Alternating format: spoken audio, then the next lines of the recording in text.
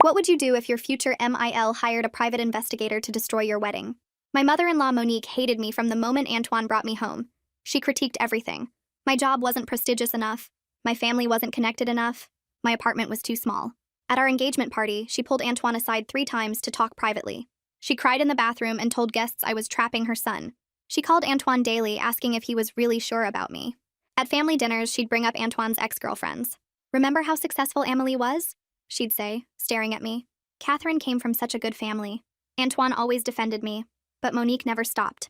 I was walking to my car after work when I noticed the same black sedan I'd seen 3 times that week. Same driver. I'd been a private investigator for 8 years before I quit. I knew surveillance when I saw one. I checked my old industry database that night. Monique had hired Jean-Pierre Tremblay 2 weeks ago. Her contract scope read, "Find disqualifying information on subject within the next 4 weeks." I realized Monique wanted dirt to expose me at my wedding, and decided if Monique wanted dirt, I'd give her dirt. The next morning, I staged my first scandal. I met my cousin Gabriel at a coffee shop with huge windows. Made sure we sat where anyone outside could see us. I touched his arm, laughed, leaned in close. The black sedan was across the street. 1 week later at dinner, Monique smiled at me. "Elise, do you ever catch up with old boyfriends?" I acted nervous. "Old boyfriends? Number. No, I don't." "Why?" "Oh, no reason." She really thought she was winning. She had no idea the bomb I was going to drop. Next, I created fake credit card statements showing $50,000 in debt. I printed them and left them in a folder on my passenger seat, parked where I knew the PI would photograph it. 3 days later, Monique pulled Antoine aside after dinner. "Are you sure about Elise? Are you absolutely sure you know everything about her?" Monique was planting seeds, getting more confident. All while inside, I was dying with excitement. My own investigation had concluded, and what I'd found on Monique was more shocking than I ever imagined. Armed with what I had, I decided to go all out and rented a hotel room downtown. I had Gabriel meet me there, made sure I walked through the main entrance in full view. We grabbed coffee and went to the hotel gym together. But from outside, the photos looked terrible. That night, I followed Monique. She met someone in a parking garage. I recorded everything from 2 floors up. The man showed her photos on his laptop, the PI. Monique handed him an envelope. "This is perfect, but I need one more thing." "What's that?" "Make it look like she has a criminal record." The PI hesitated. "Mrs. Beaumont, that's illegal. I could lose my license." "I don't care. I'll pay triple. My son cannot marry this woman." I got every word on video, crystal clear. 2 weeks before the wedding, Monique announced at family dinner, "Everyone needs to come to the rehearsal dinner tomorrow. I have something very important to share about Elise." I gulped and made my face hands shake like I'd been caught. In reality, I couldn't wait. She still had no idea what was waiting for her. When the rehearsal dinner arrived, Monique had a projector and screen set up. All of Antoine's family filled the private room. Monique stood after dinner. "Before tomorrow's wedding, you need to see something." Then she set up the projector. First slide showed photos of me and Gabriel at the coffee shop. "Elise has been meeting with her ex-boyfriend." Gasps filled the room. Next slide showed my fake debt documents. Then photos of me entering the hotel. "She's having an affair."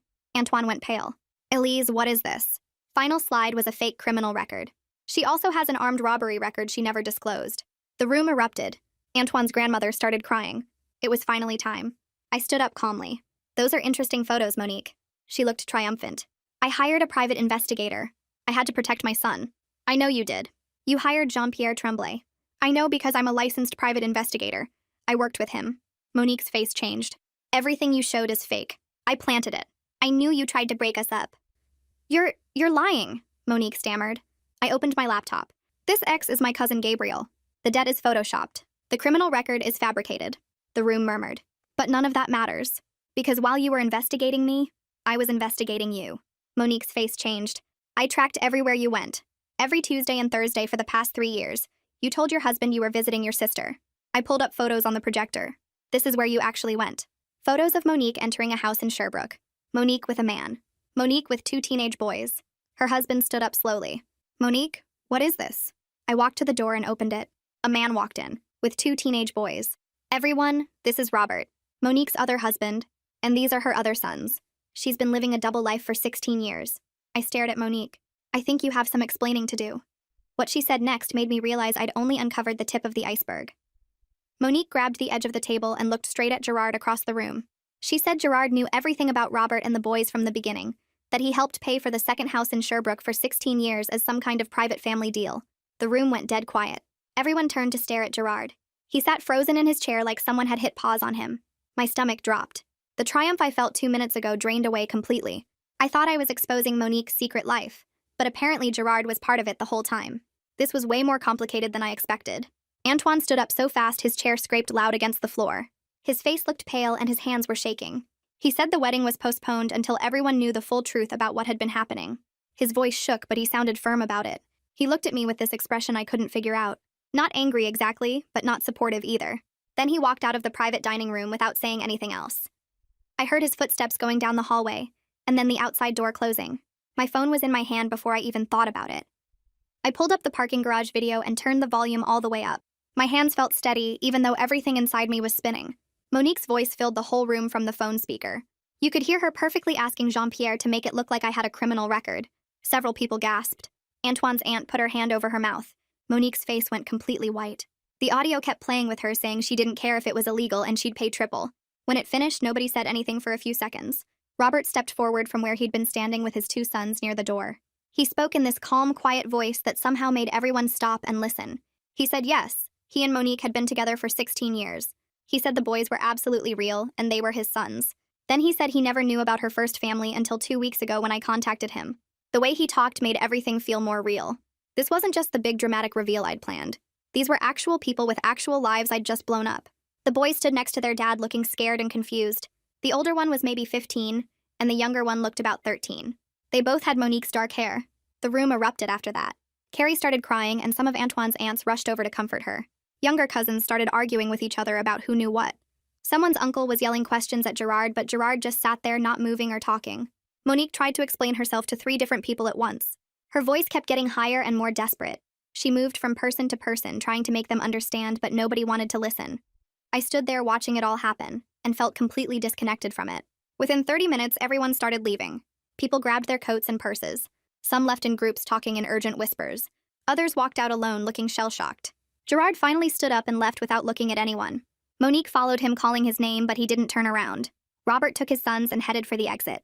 The rehearsal dinner ended in total chaos with no answers and no plan and no resolution to anything. I sat in my car in the parking lot for a while after everyone left. My phone buzzed with a text from Antoine. He said he needed 1 night of space to process everything. He was going to stay with a friend. I stared at the message trying to figure out how I felt about it. Part of me wanted to call him and explain everything. Part of me felt angry that he was treating me like I did something wrong when I was just defending myself. I started the car and drove back to my apartment alone. The streets were empty and quiet. Every red light felt like it lasted forever. The adrenaline that had carried me through the whole evening crashed hard. By the time I pulled into my building's parking garage, I felt completely exhausted. I turned off the engine and just sat there. 20 minutes passed. I watched people walking their dogs and coming home from wherever they'd been. Normal people doing normal things while my life fell apart. I kept replaying the moment when Monique said Gerard knew everything. That changed the whole story. I thought I was exposing her betrayal, but maybe I was exposing their betrayal together. Finally, I went inside and up to my apartment. I made coffee even though it was late because I knew I wouldn't sleep anyway. I opened my laptop and started writing down everything that happened at the rehearsal dinner. I forced myself to be detailed and specific. Who said what? Who reacted how? The exact words Monique used when she claimed Gerard was involved. I wrote for hours, filling page after page with notes. My hands were cramping, but I kept going. I needed to get it all down while the details were still fresh. I wrote about how Antoine looked when he walked out, how Robert's sons seemed terrified, how Gerard sat frozen while everyone yelled. I made myself be honest about my own actions too. The fake evidence I created, the dramatic way I revealed everything, whether I went too far. I was exhausted and emotionally drained, but I kept typing until I had everything documented. The next morning, I called Gabriel. My voice was rough from not sleeping. I told him everything about how Monique turned the tables by saying Gerard knew about Robert all along. Gabriel was quiet for a minute processing it. Then he said we needed to stay completely off social media. No posting about any of this. No discussing it with people outside the immediate family. I agreed even though part of me wanted to tell everyone my side of the story. We talked about how tempting it would be to share the whole dramatic thing online. It was like something from a movie. But we both knew that would make everything worse, especially for Robert's sons. Those kids didn't ask for any of this. After I hung up with Gabriel, I spread out all the fake evidence I'd created over the past weeks. The photoshopped credit card statements showing $50,000 in debt. The staged photos of me and Gabriel at the coffee shop. The pictures of me entering the hotel. The fabricated criminal record. I put all of that in one pile. Then I made a separate pile of the real documentation. The parking garage video of Monique asking Jean-Pierre to frame me. The payment records showing money changing hands. Screenshots of the PI contract Monique signed. I needed to be totally clear about what was staged versus what was genuine proof of actual wrongdoing. If I mixed them up, I'd undermine the real case against Monique hiring Jean-Pierre to fabricate evidence. I labeled everything carefully and saved it in organized folders on my computer. Then I looked up the licensing board for private investigators in Quebec. I found their website and called the main number. A woman answered, and I explained I wanted to file a complaint about unethical conduct by a licensed investigator. She was professional and didn't ask for details over the phone. She said she'd email me the formal complaint forms and explained the basic process. There would be a review period, then potentially a hearing. She said cases like this usually took several weeks to resolve. Having a concrete procedure to follow made me feel better. I had something specific and real to focus on instead of just replaying the disaster of the rehearsal dinner over and over. I thanked her and hung up. The forms arrived in my email 10 minutes later. I started filling them out right away, attaching all my documentation of Jean-Pierre agreeing to fabricate a criminal record against me. I hit send on the complaint form and closed my laptop. My phone buzzed around 7 that evening. Antoine's name lit up the screen. The message was short. He was sending texts to all the wedding guests saying the ceremony was postponed. I stared at those words for a long time. Postponed. Not canceled, but not happening either. I started typing a response asking if we could talk. Deleted it. Typed something about understanding his decision. Deleted that too. Tried a third message saying I was sorry for how everything happened. Deleted it, and just sent back that I understood. 2 words. That was all I could manage. I put the phone face down on my kitchen counter and made myself eat something even though I had no appetite. The next morning I woke up early and called Gabriel. We needed to figure out who might leak this story to reporters or post about it online. He came over with coffee and we sat at my kitchen table making lists. Antoine's cousin worked for a local newspaper. We put her name at the top of the high-risk list. His uncle was always posting family drama on social media. Another high-risk name. We went through every family member who was at that rehearsal dinner, marked each one as either trustworthy, questionable, or definite risk. By the time we finished, we had identified 8 people who needed to be handled carefully.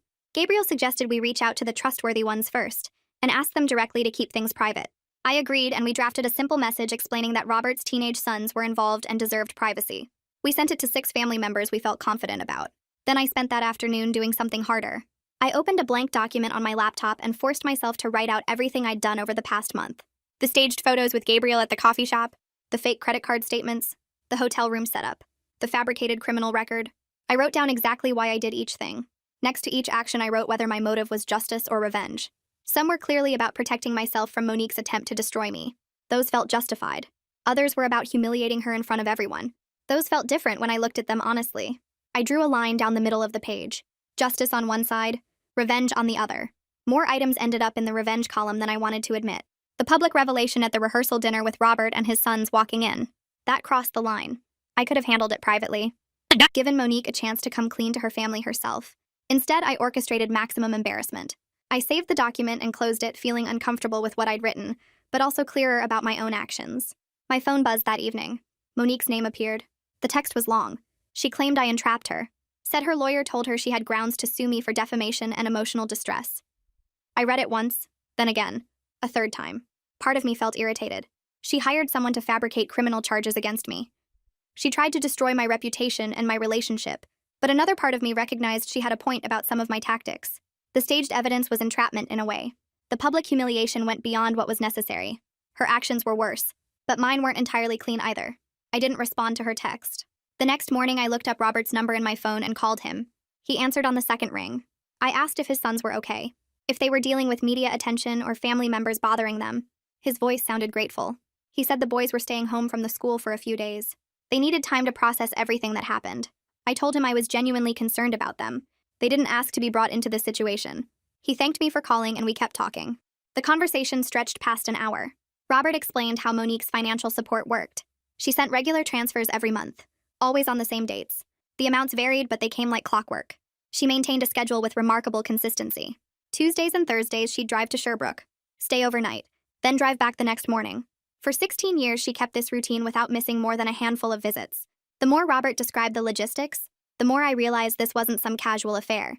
This was a fully parallel life. 2 complete households, 2 sets of children, separate routines and responsibilities in each place. It required serious planning and resources to maintain. Robert mentioned something that made me sit up straighter. Many of the transfers to his household account didn't come from personal bank accounts. They came from what looked like business accounts. He pulled up his banking records while we talked and read off some of the notation codes. Grant disbursement, community support, charitable contribution. The codes looked official, professional, not like personal money moving between family members. I grabbed a pen and started writing everything down. Account numbers, transfer dates, amounts, notation codes. The pattern Robert described made me uneasy. If Monique was using business funds instead of personal money, this went beyond just her personal choices. This might involve actual corporate misconduct. After we hung up, I spent that afternoon pulling up corporate filings for Gerard's company. I still had access to some investigative databases from my PI days. I searched for the company's annual reports and financial statements, found their community grant program listed in the charitable giving section. Then I cross-checked the dates and amounts against what Robert had given me. The pattern was unmistakable. Regular disbursements labeled as community support grants matched exactly with the transfers Robert received. Same dates, same amounts down to the penny. Gerard's company was funding Monique's second household through corporate accounts disguised as charitable giving. My phone rang the next morning while I was making coffee. Jean-Pierre's name appeared on the screen. I answered, and his voice sounded panicked. He was terrified of losing his investigator's license over what Monique asked him to do. The licensing board complaint I filed was serious. He knew it. He offered to cooperate fully with any investigation, said he'd provide documentation of everything Monique requested. I recognized this as an opportunity. Having Jean-Pierre's direct testimony would strengthen the case significantly. I asked if he'd be willing to have our conversation recorded. He agreed immediately. I pulled up a recording app on my phone and hit record. Jean-Pierre detailed exactly what Monique asked him to do. She wanted dirt on me. Anything that would make Antoine call off the wedding. When the regular surveillance didn't turn up real problems, she pushed for more. She specifically requested that he fabricate a criminal record, make it look like I had an armed robbery conviction. She offered to pay triple his normal rate for that service. He admitted he agreed initially because the money was good, but he got scared when he realized how illegal it was. He never actually created the fake record. That's why Monique ended up using the one I planted for her instead. Having his first-hand account on record felt like solid validation. Everything I revealed at the rehearsal dinner was true. Monique really did try to frame me. Jean-Pierre's testimony proved it beyond any doubt. Antoine knocked on my apartment door around 8 that evening. I opened it and saw his face looked tired and confused. He walked in without saying much and sat down on my couch. I sat across from him in the chair by the window. He stared at his hands for a minute before looking up at me. He asked if staging all that fake evidence was really necessary. I told him I knew Monique hired someone to destroy me and I needed proof of what she'd do. He nodded slowly, but said it felt like I went too far with the hotel photos and the fake criminal record. I defended myself by explaining I had to make it believable enough that she'd take the bait. He asked why I couldn't just expose her surveillance without all the elaborate setup. I admitted I wanted her to feel what it was like to be trapped and humiliated. The words came out harsher than I meant them. He looked at me differently then, like he was seeing someone he didn't fully recognize. I backtracked and said I wasn't entirely comfortable with everything I did either. The fake debt statements felt excessive when I thought about it now. The hotel setup with Gabriel probably crossed a line. He agreed the situation got completely out of hand on all sides. We sat in silence for a few minutes. The apartment felt too quiet and too small. Antoine finally said we couldn't make any decisions about the wedding until we knew the full truth about his family. I felt my chest tighten, but I agreed. He said his mother had been lying for 16 years and his father apparently helped fund it.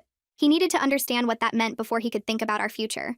I told him I understood even though part of me wanted to argue.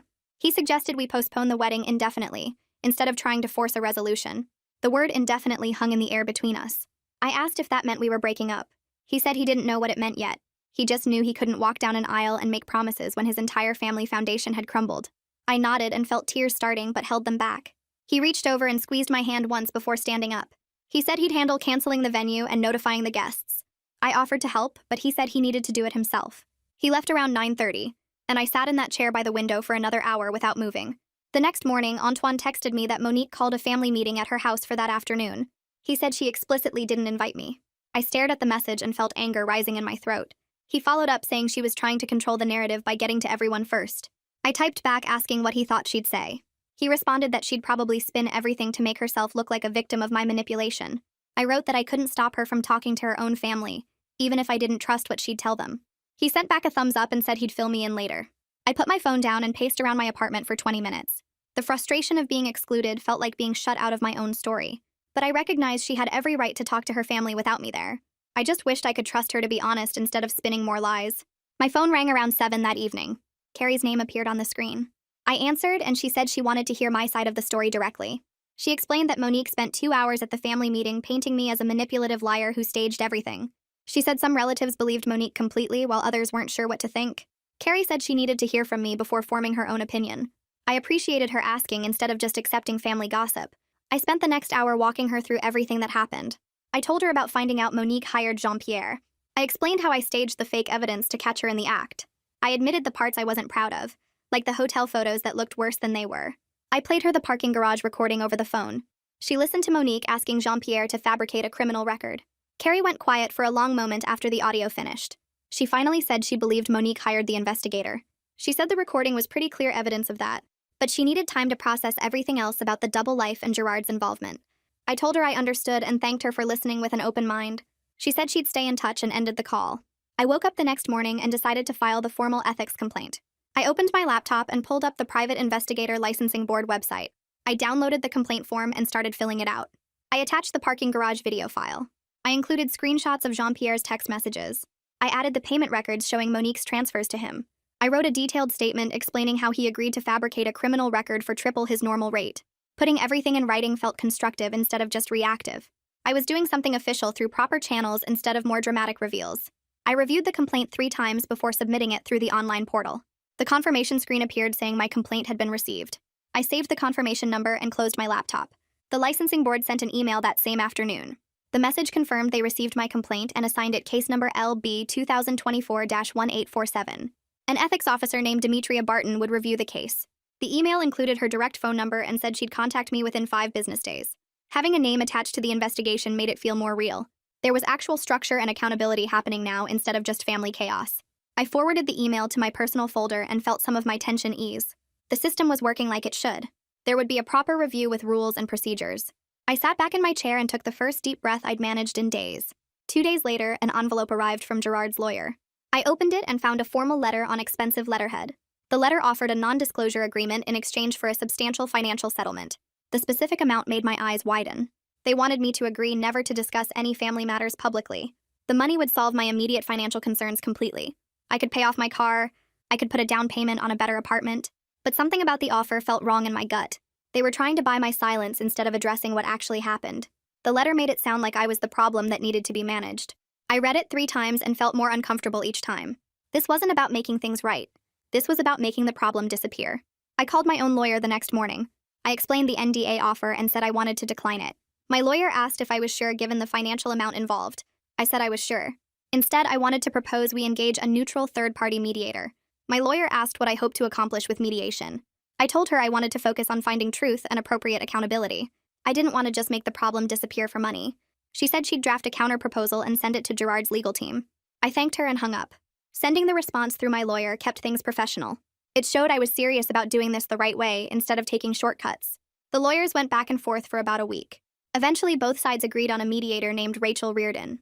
My lawyer sent me Rachel's credentials and they looked solid. She had 20 years of experience in family mediation. She specialized in complex multi-party disputes. Rachel sent an email to everyone involved with ground rules for the first session. Everyone had to attend in good faith. No recording devices allowed. Everything discussed would be confidential unless all parties agreed otherwise. She scheduled the initial session for the following week at her office downtown. Having professional structure for these conversations felt so much better than the chaos of the rehearsal dinner. There would be rules and a neutral person keeping things on track. I felt cautiously hopeful we could work through this properly, instead of through more dramatic confrontations. I spent the time before the mediation session organizing all my documentation. I created a clear timeline of everything that happened starting from when I first noticed the surveillance. I marked the dates I staged each piece of fake evidence. I noted when Monique met with Jean-Pierre in the parking garage.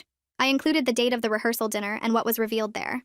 I focused especially on protecting Robert's sons from unnecessary exposure. I made sure no photos of the boys were included in any documents. I kept their names out of the written timeline. I organized everything to prioritize harm reduction for the kids while still holding the adults accountable. The boys didn't choose any of this. They were just teenagers caught in their parents' mess. I printed 3 copies of the timeline and put them in folders. I added tabs marking key sections. I wanted everything clear and professional when we sat down with Rachel. This mediation was our chance to handle things right after weeks of chaos. The mediation session happened the following Tuesday at Rachel's downtown office. I arrived 15 minutes early with my folder of documentation. Antoine showed up next, looking tired. He nodded at me but didn't come over to talk. Monique walked in with a man in an expensive suit who introduced himself as her lawyer. Robert came alone, carrying a briefcase. Gerard arrived last, his face blank and unreadable. Rachel welcomed everyone to a conference room with a long table. She sat at the head and gestured for us to take seats on either side. I ended up between Antoine and Robert. Monique sat across from me with her lawyer beside her. Gerard took the chair at the far end. Rachel started by reviewing the ground rules. Everything discussed would stay confidential unless we all agreed otherwise. Everyone needed to speak respectfully. She would keep us focused on facts and solutions. Then she asked Monique to respond to the allegations that had come out at the rehearsal dinner.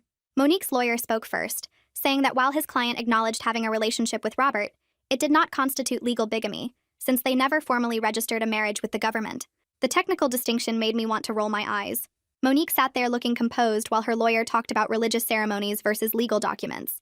I kept my mouth shut and let Rachel handle it. Rachel asked if that was accurate, that there was no legal marriage. Monique confirmed it in a quiet voice. Rachel made a note and asked what documentation existed about the relationship. That's when I spoke up. I opened my folder and pulled out printed screenshots. I explained I had payment records showing Monique paying Jean-Pierre over several weeks. I also had the parking garage audio recording.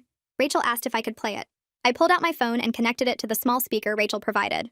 Monique's voice filled the room asking Jean-Pierre to fabricate a criminal record against me. Her offer to pay triple. The PI's hesitation about losing his license. When the audio ended, nobody said anything for a moment. Monique's lawyer was writing notes, but he didn't dispute what we just heard. I felt steady and measured watching the truth come out properly this time. Rachel asked Monique directly if the recording was accurate.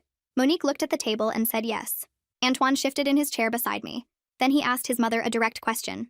He wanted to know if she really intended to frame me with false criminal charges. His voice was controlled, but I could hear the hurt underneath. Monique didn't answer right away. Requested Reads is on Spotify now. Check out link in the description or comments. When she finally spoke, she talked about how anxious she'd been about me not being from the right social class. She said she panicked when she couldn't find anything actually wrong with me. She kept talking about her fears and worries instead of just answering whether she meant to destroy my life with lies. I watched Antoine's face as his mother avoided taking real responsibility. Something was breaking between them that I didn't think would ever fully heal. His jaw was tight and his hands were flat on the table. Rachel redirected the conversation and asked Robert if he had documentation about his relationship with Monique. Robert opened his briefcase and pulled out a folder. He explained that he and Monique had a religious marriage ceremony 16 years ago at a small church in Sherbrooke. He passed copies of photos and a certificate to Rachel, but he clarified carefully that they never registered it legally with the government. Looking at the photos of Monique in a simple white dress standing next to Robert made my stomach twist. The deception had been so elaborate and intentional. Part of me felt relief it wasn't technically bigamy. Another part of me felt angry that the distinction even mattered when she'd been living a complete double life. Rachel reviewed the documents and made more notes. Then she asked about the financial arrangements. Gerard spoke up for the first time. His voice was flat as he explained that he'd known about Robert and the boys for years. He'd helped fund the second household through his company's community grant program. Antoine went completely still beside me. I could feel the tension radiating off him. He asked his father to repeat what he'd just said. Gerard explained that the grants were legitimate charitable disbursements that happened to go to Robert's address. Antoine stood up so abruptly his chair scraped loudly against the floor. He looked at both his parents like he didn't recognize them. Then he walked out of the conference room without another word. The door closed behind him with a soft click. I sat there realizing his trust in both parents had just collapsed entirely. The mediation session continued for another hour, but the energy had shifted. Rachel tried to keep everyone focused on practical next steps. Monique agreed to provide full financial disclosure. Gerard said he'd cooperate with any review of the grant program. Robert asked about formalizing custody arrangements for his sons. I mostly listened and took notes. When the session finally ended, everyone dispersed quickly. I walked to my car and sat in the driver's seat for a few minutes. My phone buzzed with a text from Antoine. He said he needed time to focus on supporting his half-brothers through this crisis, rather than dealing with our relationship. His message was kind but clear about his priorities. I read it 3 times. Then I texted back that I understood and respected his choice. I meant it, even though accepting we might not get back together hurt more than I wanted to admit. I drove home and spent the evening thinking about what to do next. The corporate fraud angle bothered me. Gerard using company funds for personal purposes looked like actual misconduct beyond just family drama. I had Robert's documentation about the transfers. I had dates and amounts. The next morning, I looked up the fraud division contact information.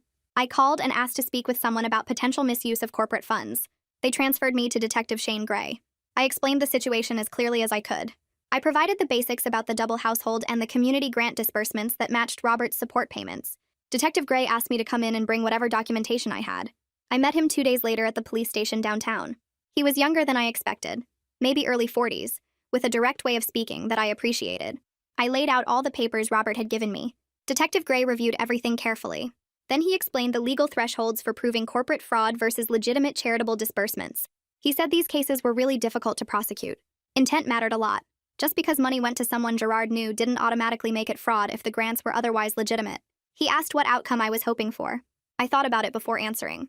I told him I wanted appropriate accountability, but I wasn't interested in destroying Gerard's company or creating a public scandal that would hurt innocent employees and Robert's sons. I said I cared about truth and safety, not vengeance.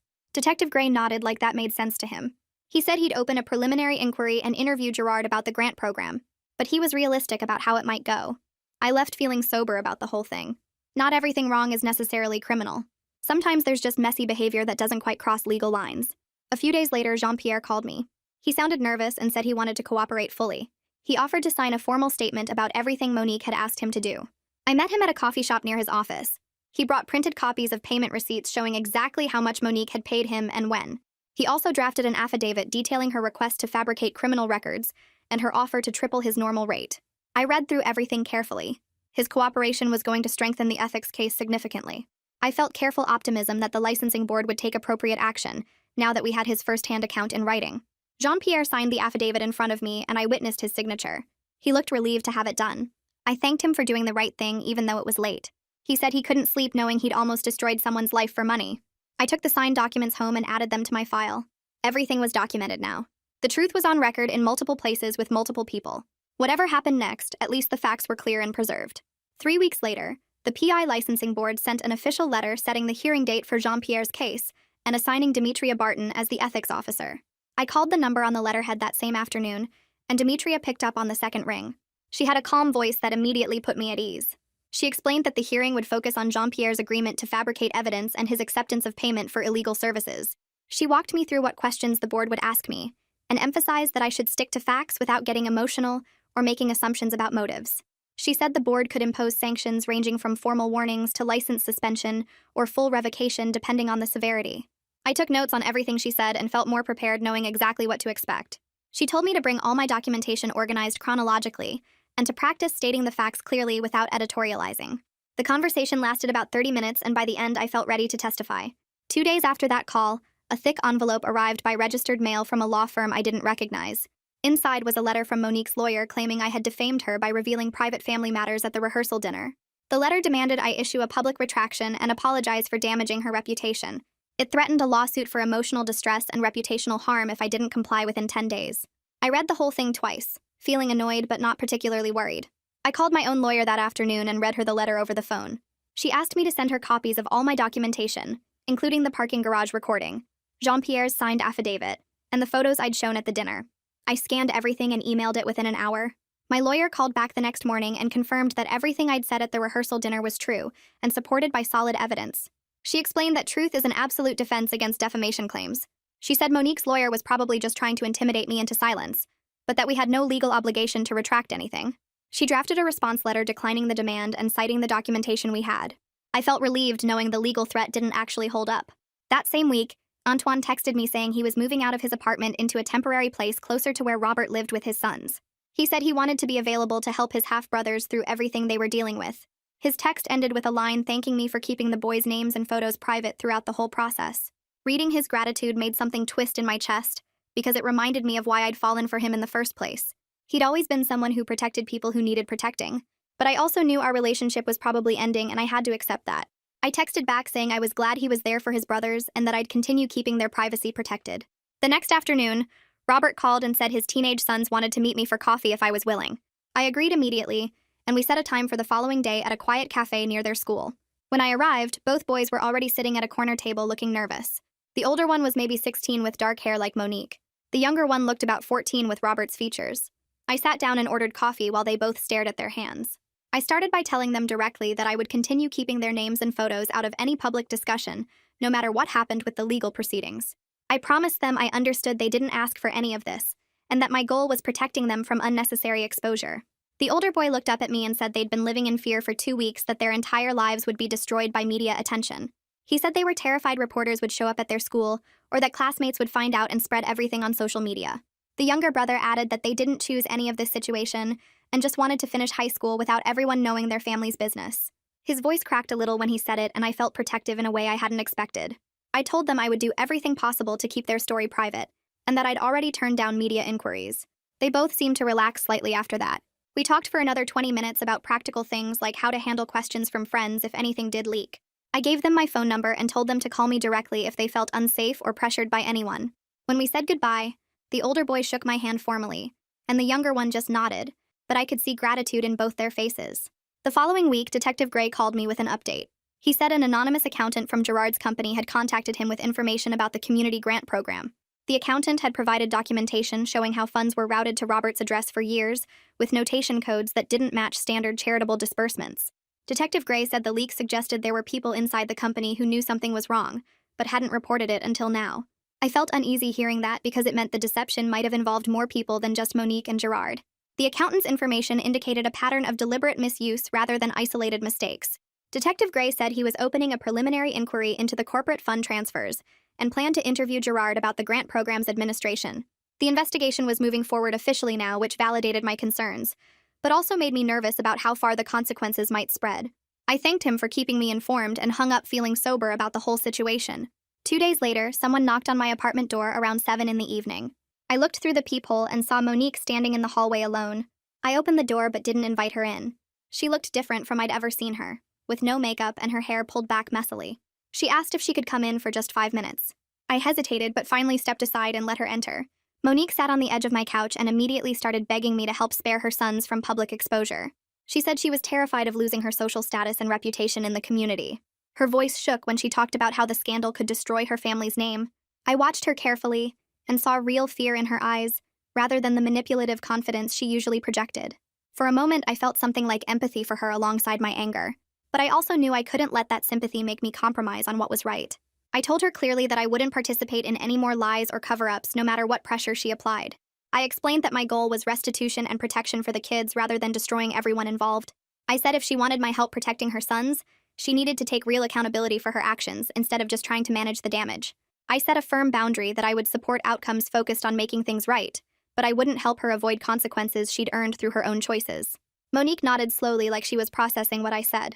She asked what accountability would look like, and I told her it meant being honest with everyone about what she'd done and why. She sat quietly for a minute and then stood up to leave. At the door, she turned back and said she would think about what I'd said. After she left, I felt drained but also clear about where I stood. The next morning, Rachel emailed everyone involved to schedule a second mediation session. Her message said this session would focus specifically on outcomes and restitution, rather than rehashing what had already happened. The agenda she attached emphasized practical solutions for moving forward, including financial restitution, custody arrangements, and privacy protections for Robert's sons. I read through the whole agenda twice and felt grateful for the clear structure. Having specific goals for the session made it feel manageable rather than overwhelming. I marked the date on my calendar and started preparing notes about what outcomes I thought would be fair and realistic for everyone involved. The second mediation session was scheduled for Thursday afternoon, which gave me 3 days to get my thoughts organized. I spent Tuesday evening going through everything one more time, making sure I had clear ideas about what needed to happen next. Wednesday morning, my phone rang while I was making coffee. Antoine's name showed on the screen. I answered and heard him take a deep breath before speaking. He asked if I thought people could forgive each other after everything that happened in a situation like this. His voice sounded tired but calm. I sat down at my kitchen table and told him honestly that I thought forgiveness was possible, but it took time and real work from everyone involved. We talked for almost an hour about what that might look like. He brought up the wedding without me having to say anything first. We both agreed we needed to cancel it officially, instead of leaving it in this weird postponed state. Neither of us was angry when we talked about it. He said he still cared about me, but couldn't imagine getting married right now with everything so broken in his family. I agreed completely. We decided we should return the engagement rings to each other and stay in touch as friends if that felt right later. The conversation felt sad but also mature and honest. After we hung up, I sat at my table for a while just processing what had happened. Our relationship was really ending. Not with fighting or blame, just with both of us acknowledging that too much had changed. 2 weeks later, I got an email from Demetria at the licensing board saying Jean-Pierre's ethics hearing was scheduled for the following Monday. She asked if I wanted to attend in person or submit my evidence in writing. I decided to attend so I could see the process through completely. The hearing took place in a small conference room at the licensing board offices downtown. Jean-Pierre sat at one table with his lawyer. I sat at another table by myself. 3 board members sat at the front reviewing documents. Demetria presented all the evidence I had submitted, including the parking garage video where Monique asked Jean-Pierre to fabricate a criminal record. She also had Jean-Pierre's signed statement admitting what he agreed to do. The board members asked Jean-Pierre questions about his decision-making and why he went along with Monique's request. He answered honestly that he needed the money and convinced himself it wasn't that serious. One board member asked if he understood that creating false criminal records could destroy someone's entire life. Jean-Pierre said yes, and that he regretted it completely. After about 90 minutes, the board went into a private room to discuss. They came back 20 minutes later with their decision. They placed Jean-Pierre on probation for 2 years with mandatory ethics retraining. He could keep his license but would be monitored closely. If he violated ethics rules again, his license would be revoked permanently. I felt relieved hearing the decision. There were real consequences for what he did, but his whole career wasn't destroyed. It seemed fair given that he cooperated and showed actual remorse. That same week, Detective Gray called to update me on the investigation into Gerard's use of company funds. He explained that the prosecutor reviewed everything and decided not to file criminal charges. Instead, they were recommending what he called a diversion program. Monique and Gerard would have to enter into a formal agreement to pay back the money that went to Robert's household. They would also receive an official warning that went into a database. If either of them got into legal trouble again, this warning would be considered. Detective Gray said this approach focused on making things right instead of just punishing people. He asked what I thought about the recommendation. I told him I supported it completely. The whole point was accountability, not destroying everyone's lives. He seemed pleased with my response and said he would move forward with setting up the diversion agreement. I hung up feeling like the system was actually working the way it should, even if it was slower and less dramatic than I expected. The next day, Gerard's company issued a press release that showed up in my newsfeed. The statement announced that Gerard was stepping down temporarily from his leadership position, while an independent review examined the company's community grant program. The announcement said the company was implementing new transparency measures and oversight procedures. It didn't mention any specific problems or name anyone involved, just vague language about ensuring proper procedures going forward. Reading it gave me a strange sense of civic relief. The system was working. Slowly and quietly, but working. Changes were happening because people spoke up and followed through. It wasn't the dramatic public scandal Monique probably feared, but it was real accountability. A few days after that, Monique sent an email to the entire extended family. I was included in the distribution list. She had written a statement taking responsibility for deceiving everyone about Robert and the boys. She admitted she lied to both families for 16 years. She said she was starting therapy to understand why she made those choices. The statement announced she was separating from both Gerard and Robert, so she could focus on setting up honest relationships with both men as co-parents. She asked for patience from everyone while they all figured out what came next. The tone surprised me. It felt genuinely humble instead of just trying to manage the damage. She didn't make excuses or try to justify anything, just took responsibility and laid out her next steps. I read the email twice trying to find hidden manipulation, but it seemed sincere. The following Saturday, Antoine and I met in a coffee shop parking lot to return our engagement rings. He pulled up next to my car and we both got out. The weather was cold and gray. He handed me the small box with my ring inside. I gave him back his ring. We stood there for a minute, not really knowing what to say. Then we hugged. It lasted longer than I expected. I felt tears on my face and realized he was crying a little too. We pulled apart and he said he hoped I would be okay. I told him the same thing. We agreed to stay in touch but acknowledged our romantic relationship was over. Getting back in my car afterward felt heavy and sad. But there was also something dignified about how we handled it. We were ending things with respect instead of blame or bitterness. Monday afternoon, my phone rang with a number I didn't recognize. I answered and heard a familiar voice. Evander Pike, my old mentor from my PI days. He said he heard about what happened through industry connections. He told me he was impressed with how I handled the whole situation once everything came out. Evander explained he was now working for a corporate ethics firm that did internal investigations for companies. They needed someone to lead a new practice focused on ethical conduct and clear boundaries. He wanted to offer me the position. The salary he mentioned was significantly better than what I made before. I felt surprised and also validated. Someone recognized that I tried to do the right thing even though it cost me my relationship and caused a huge mess. Evander said the firm needed investigators who understood that ethics wasn't just about following rules, but about protecting people and making things right. I told him I needed a day to think about it, but I was definitely interested. After we hung up, I felt something I hadn't felt in weeks. Quiet pride. Maybe I could actually use my investigative skills for good. I called Evander back the next day and accepted the job offer. We spent an hour on the phone discussing what building an internal investigations practice would look like. He wanted me to develop clear protocols for handling misconduct reports, create training programs for investigators, and establish standards for how cases should be handled. Starting this new role felt like finding real purpose after weeks of chaos and confusion. I was excited about channeling everything I learned into helping companies deal with problems the right way. Evander said I could start in 3 weeks, which gave me time to wrap up loose ends and find a new apartment closer to the office. A week later, Carrie called and invited me to her house for tea. She said she wanted to stay connected with me even though the wedding wasn't happening. I drove to her house on Thursday afternoon feeling nervous about seeing her. She welcomed me warmly and we sat in her living room with tea and cookies. We spent 2 hours talking about everything except the scandal. She asked about my new job and where I was thinking of moving. She told me about her garden and a trip she was planning. Her decision to keep a bridge open to me felt like warm proof that not every family relationship was destroyed. When I left, she hugged me and said I was always welcome to visit. Driving home, I felt grateful for her kindness. 3 weeks later, I started at the ethics firm. My office was small but had a window and felt professional. I spent the first week meeting people and learning about ongoing cases. Antoine texted me asking if he could stop by one afternoon. I said yes, and he showed up at my office that Friday. He looked around at my new space and said it suited me. We sat in my office and he thanked me for how I handled everything after the initial revelation at the rehearsal dinner. He said he appreciated that I focused on protecting his brothers instead of just trying to hurt his mother. We talked about staying in touch occasionally, but agreed we needed clear boundaries. He would text me updates about the family sometimes, and I would do the same about my life. But we wouldn't try to be close friends or pretend nothing happened. His ability to have this conversation so calmly showed me how much he had grown through everything. When he left, I felt bittersweet, but also peaceful. We had both changed, and we were both moving forward. I called Robert 2 days later and gave him contact information for 3 legal aid organizations that could help him set up proper custody arrangements for his sons.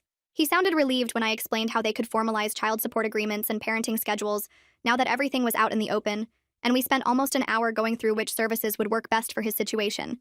Robert thanked me multiple times for thinking about his boy's legal protections, saying he had been worried about how to handle everything correctly, but didn't know where to start. Helping him felt good in a way that surprised me, like I was finally using my investigative skills for something constructive, instead of just exposing problems. A week after that conversation, a thick envelope arrived at my apartment with Monique's return address written in careful handwriting. I stared at it for several minutes before opening it, half expecting another threat or manipulation. Inside was a 3-page handwritten letter on nice paper, and the first line said she was writing to apologize for hiring Jean-Pierre and trying to destroy my reputation before the wedding. The letter went on for pages, accepting full responsibility for what she did, explaining that she had been terrified of losing Antoine and had convinced herself that any method was acceptable if it protected her son. She wrote that she understood now how wrong that thinking was and how much damage she had caused to everyone involved, including her own family. What struck me most was that she didn't make excuses or try to justify her actions by blaming me or anyone else. The letter felt genuine in a way her previous communications never had, like she was actually being honest instead of trying to manage the situation. I read it 3 times that evening, feeling something shift inside me that I couldn't quite name. The anger I had carried for months felt less heavy somehow, though I still wasn't ready to respond or forgive. I put the letter in my desk drawer and decided not to answer it right away. Instead, I pulled out my journal and spent an hour writing about everything I was feeling, trying to process the complicated mix of anger and sadness, and maybe something like cautious hope. My therapist and I had been working on releasing resentment without needing the other person to fix everything, and this felt like a good chance to practice that. I wrote about how Monique's apology didn't erase what she did, but maybe showed she was capable of change. I wrote about how I didn't need her to make me whole again because I was already doing that work myself. Letting go of the anger felt like choosing inner peace over keeping score. And by the time I closed my journal, I realized I could move forward whether Monique changed or not. The extended family held a meeting the following week that I didn't attend, but Antoine filled me in on later. Everyone agreed to keep all the details private to protect Robert's sons from media attention and school gossip. The family also decided that the money Gerard had used from corporate accounts would be repurposed to cover therapy costs for everyone who needed it, and legal expenses for Robert's custody arrangements. Antoine said the practical resolution felt pragmatic and focused on harm reduction rather than punishment, which was exactly what I had hoped would happen when I first suggested mediation. Hearing that the family was prioritizing the boys' well-being over drama or revenge made me feel like maybe my approach had been right after all. I spent the next afternoon organizing all my evidence and documentation into clearly labeled folders. I made copies of everything important and stored the originals in a fireproof safe I bought specifically for this purpose. 3 reporters had contacted me over the past 2 weeks asking for interviews about what they called a fascinating family scandal. I declined all 3 inquiries with the same short message saying I had no comment on private family matters. Closing the case officially and choosing privacy over publicity felt like the final step in handling this situation with actual integrity. Part of me had been tempted to tell the whole story publicly, to make sure everyone knew what Monique had tried to do to me, but protecting Robert's sons mattered more than my ego. I started apartment hunting the next week, looking for a place in a neighborhood I had always loved but thought I couldn't afford. My new salary from the ethics firm made it possible now, and I felt excited about picking out a space that was completely mine. I found a 1-bedroom with big windows and hardwood floors in an area with good coffee shops and a park nearby. The landlord approved my application within 3 days, and I signed the lease feeling proud of myself for building this life on my own terms. Moving in took 2 weeks, and I furnished the apartment entirely based on what I actually liked, instead of what would impress Antoine's family. I bought a comfortable couch in blue instead of the beige Monique always said was more sophisticated. I hung art that made me happy instead of the tasteful prints she thought were appropriate. The fresh start in a space that reflected who I actually was felt like reclaiming my independence. Several months passed with me settling into my new job and new apartment. I had been working on a complicated internal investigation for a tech company when my phone buzzed with a text from Antoine. I opened it to find a photo of him at a hockey game sitting between his 2 half-brothers, all 3 of them grinning at the camera with foam fingers and team jerseys. His message said thank you for helping protect them through everything, and that he was grateful I had prioritized their safety over getting revenge on Monique. His gratitude came without any strings or expectations attached, just genuine appreciation for how I had handled things after the initial revelation. I felt warm detachment looking at the photo, happy that Antoine was building a real relationship with his brothers, but no longer wishing I was part of that family. Looking back on everything that happened, I could see now that exposing Monique's messy truth had ultimately led to more honest and safer lives for everyone involved. Robert's sons had legal protections they didn't have before. Antoine had brothers he never knew existed. Monique was in therapy working on her issues. Gerard was implementing better transparency at his company. I had found work I was genuinely passionate about, and relationships based on authenticity rather than deception. The whole experience taught me that sometimes the right thing to do creates chaos before it creates clarity, and that real accountability is complicated but worth pursuing even when it costs you something precious. And that's all for now. I always try to make these stories carry something real you can use, even if it's just a small reminder. If this one clicked for you, that's a win. Subscribe so you can catch the next one.